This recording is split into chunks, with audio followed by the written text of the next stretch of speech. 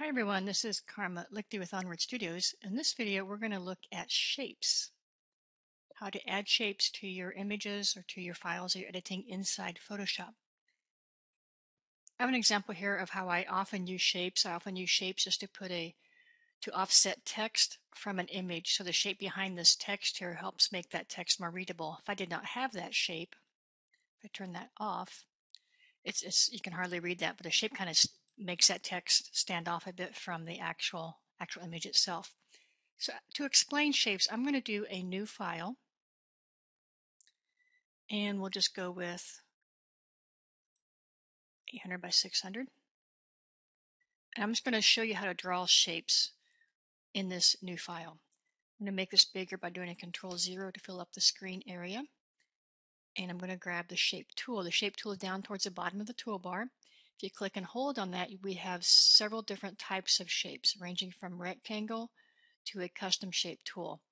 And I will demonstrate a couple of these, but it applies to all the options I show you for one of these applies to all variations of the shape tool. Let's go with the rounded rectangle tool. The control panel for the rounded rectangle tool has a fill and a stroke. Now this is slightly different in previous versions of Photoshop. In the fill, if you click on that, you can choose your color, and we'll go with a maroon fill. For the stroke, I'm going to leave it at none. You can set the size of the stroke via this slider here. But since we're not doing stroke, we'll leave it at none. You can choose the type of stroke in that drop-down. And if you want, you can plug in your width and height. You also have settings over here that goes with the shape tool. Let me start with this first one here. By default, it puts it on a new layer. Usually that is what you want to do, so a shape stands by itself on a layer. You can easily edit it after the fact by doing that. We have some alignment options here, which we won't look into since we're just doing a shape. You have an arrange icon if you want to take shapes in front of others, etc. And this is within the specific layer. I tend to put one shape on a layer by itself, so that doesn't come in play so much. I can affect the arrangement of those shapes if they're on individual layers via my layers panel. And then we have some configuration options here for the shape tool. Unconstrained means you simply click and drag. If you want to do a perfect square, or if this was the ellipse shape tool, it would say circle. There's other ways of doing that. Just hold down Shift when you create the shape, and it will either make it a square if you're using the rectangle shape, or a circle if you're using the ellipse tool.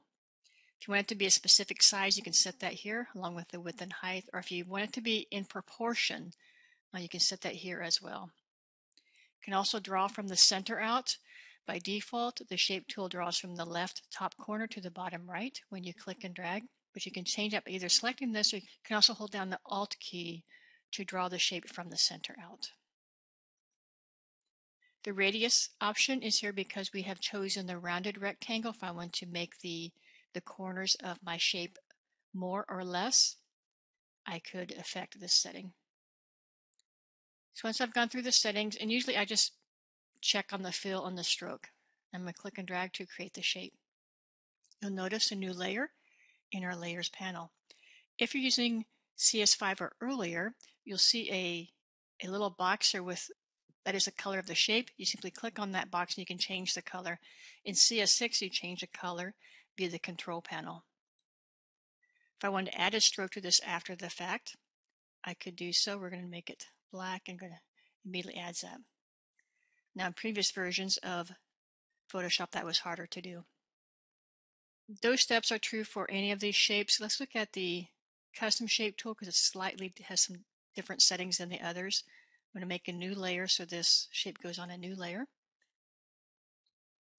Again, we have the fill and stroke. The one setting I want to be aware of when you're using the shape tool is this on the far right, the different shapes that you can use. As well as if you download other shapes, you can load other types of shapes as well. We'll just pick on some nature shapes, and we're going to append. And let's draw this little grass scene, and let's make this green. Okay, so lots of options when it comes to shapes, and especially with the custom shapes tool.